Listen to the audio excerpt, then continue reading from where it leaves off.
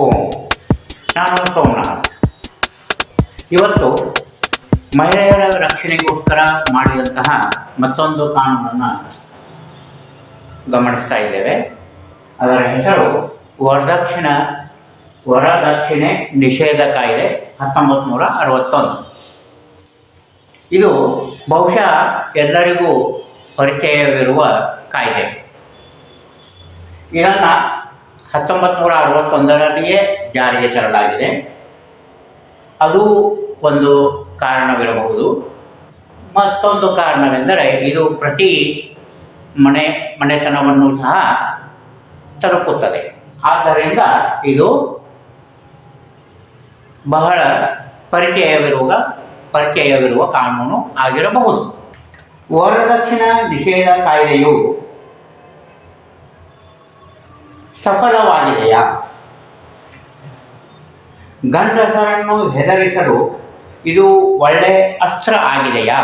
ಈ ತೆರನಾದ ಪ್ರಶ್ನೆಗಳನ್ನು ನಾವು ಹೆಚ್ಚು ಕಡಿಮೆ ಪ್ರತಿ ಮಹಿಳೆಯರ ರಕ್ಷಣೆಗಾಗಿ ಮಾಡಿದಂತಹ ಕಾನೂನಿನಲ್ಲಿ ಕೇಳ್ತಾ ಇದ್ದೇವೆ.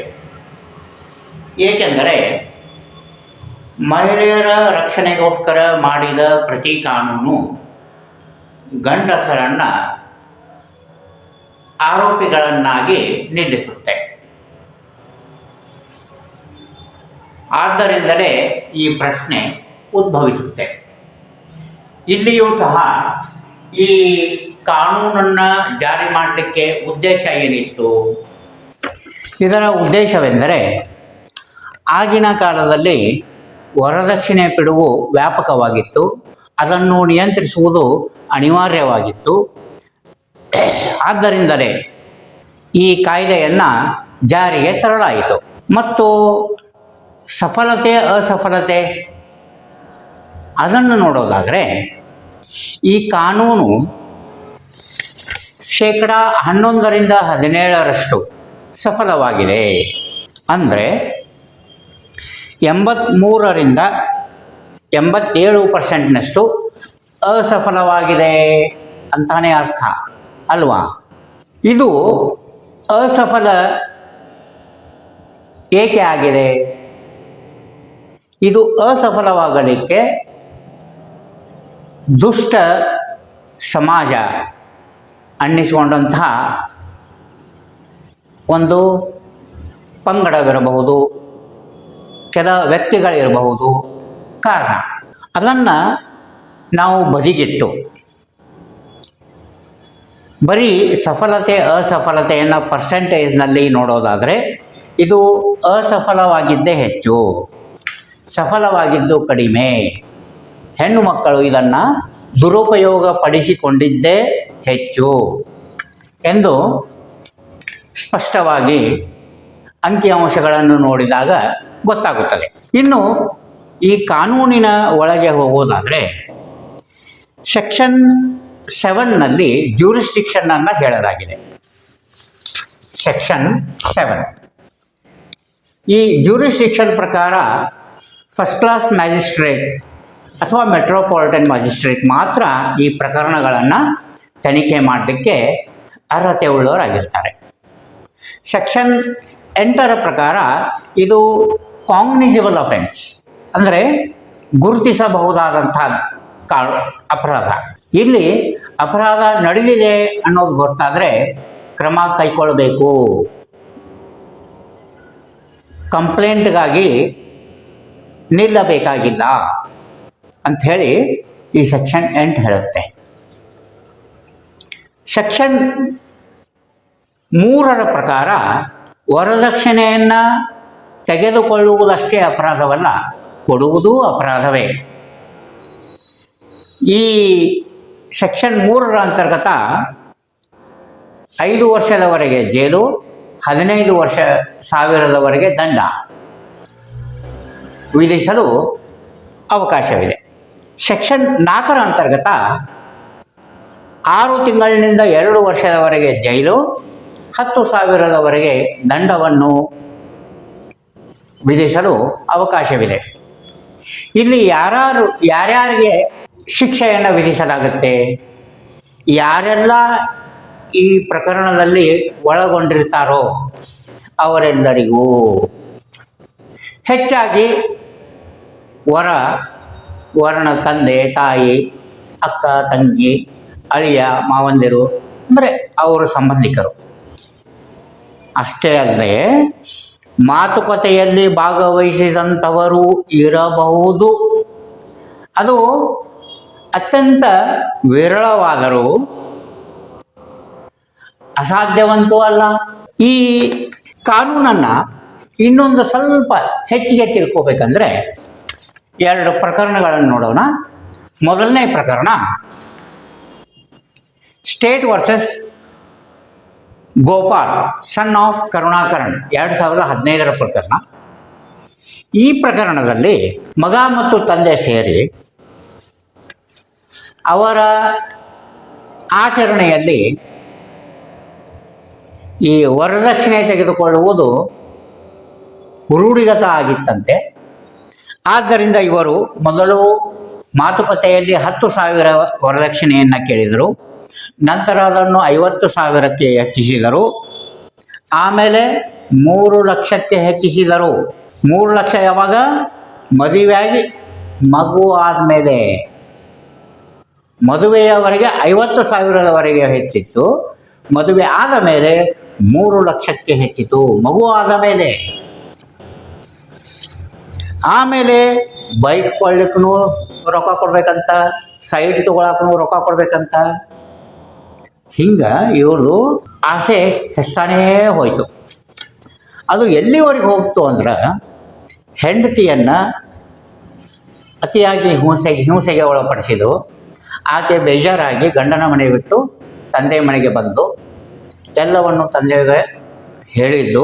ತಂದೆ ಗುರು ಹಿರಿಯರನ್ನು ಕೂಡಿಸಿ ಪ್ರಕರಣದ ಶಾಂತವಾದ ನಿವಾರಣೆಗೆ ಪ್ರಯತ್ನಪಟ್ಟರು. ಗಂಡನ ಮನೆಯವರು ಸಹಕರಿಸಲಿಲ್ಲ. ಆದ್ದರಿಂದ ಪ್ರಕರಣ ಕೋರ್ಟಿನ ಮೆಟ್ಟಿಲೇರಿತು.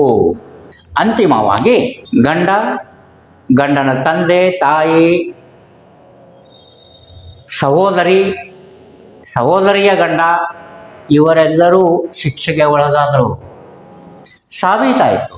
ಇದು ನಮ್ಮ ಕರ್ನಾಟಕದ ಬೆಂಗಳೂರಿನ ಕಥೆ. ಇನ್ನು 2ನೇ ಪ್ರಕರಣ ನೋಡೋಣ.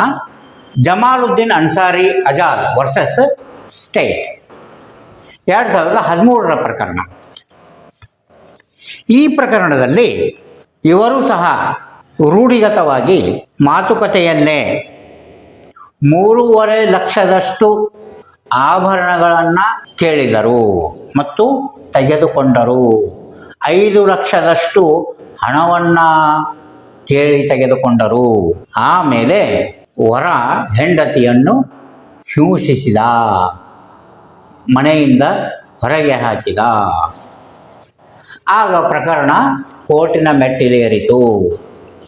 ಕೋರ್ಟ್ನಲ್ಲಿ ಈ ಪೀಡೆಗೆ ಒಳಗಾದ ಹೆಂಡತಿ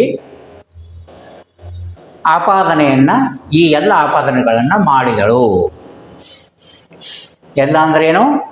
3.5 ಲಕ್ಷ ತೊಗೊಂಡಿದ್ದು, 5 ಲಕ್ಷ ಹಣ ತೊಗೊಂಡಿದ್ದು, ಪೀಡೆಗೆ ಒಳಪಡಿಸಿದ್ದು, ಮನೆ ಬಿಟ್ಟು ಹೊರಗೆ ಹಾಕಿದ್ದು, ಇಂಥವೆಲ್ಲ ಆಪಾದನೆಗಳನ್ನು ಮಾಡಿದ್ದು. ಯಾರ್ಯಾರ ಮೇಲೆ?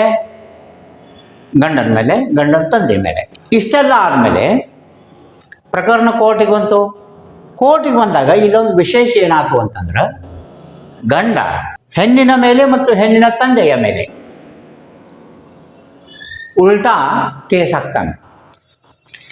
CRPC 156(3) ಅಂತರ್ಗತ ಏನಂತ ಹೇಳಿ ಕೇಸ್ ಹಾಕ್ತಾನ? ಈ ಕಾನೂನಿನ ಅಡಿ ವರದಕ್ಷಿಣೆ ತೆಗೆದುಕೊಳ್ಳುವುದು ಎಷ್ಟು ಅಪರಾಧನೋ ಕೊಡುವುದು ಅಪರಾಧವೇ.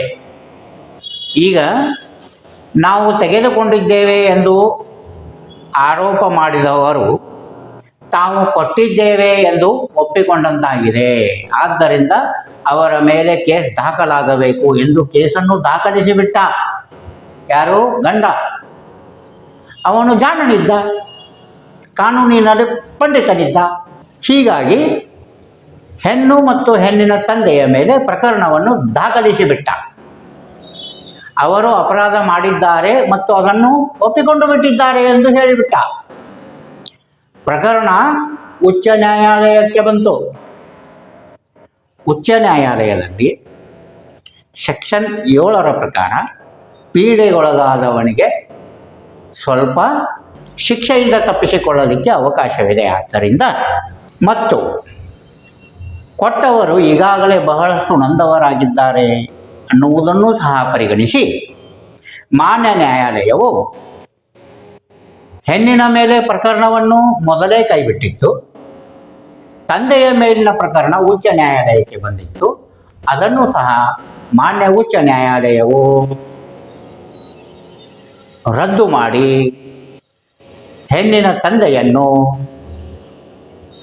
ಆರೋಪದಿಂದ ಮುಕ್ತಗೊಳಿಸಿತು. ಹೀಗೆ ಈ ವರದಕ್ಷಿಣೆ ಕಾಯ್ದೆ ಬಹಳಷ್ಟು ಟೀಕೆಗೆ ಒಳಗಾಗ್ತಾ ಇದೆ. ಬಹಳಷ್ಟು ಹುಡುಗರನ್ನು ಇದು ಹಿಂಸಿಸಿದೆ.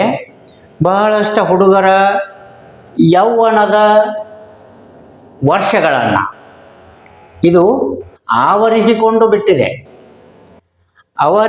ಅವರು ಜೀವನದಲ್ಲಿ ಉದ್ಧಾರವಾಗುವ ಒಳ್ಳೆಯ ಸಮಯವನ್ನೇ ಈ ಕಾನೂನು ಆವರಿಸಿಕೊಂಡು ಅವರ ಜೀವನ ಜೀವಿಸಿಯೂ ಉಪಯೋಗವಿಲ್ಲ ಅನ್ನೋ ಮಟ್ಟಕ್ಕೆ ಅವರನ್ನು ತಂದು ಬಿಟ್ಟಿದೆ. ನಾನು ಯಾರ ಬಗ್ಗೆ ಹೇಳ್ತಾ ಇದ್ದೀನಿ ಅಂದರೆ, ಒಳ್ಳೆಯ ಹುಡುಗರು, ಕೆಟ್ಟ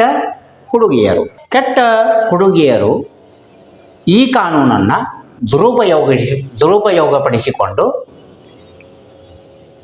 ಹುಡುಗರನ್ನು ಹಿಂಸಿಸುತ್ತಿದ್ದಾರೆ, ಬೆದರಿಸುತ್ತಿದ್ದಾರೆ. ಆದ್ದರಿಂದ ಇತ್ತೀಚೆಗೆ ಈ ಕಾನೂನು ಬಹಳಷ್ಟು ವ್ಯಾಪಕವಾದ ಟೀಕೆಗೆ ಗುರಿಯಾಗಿದೆ.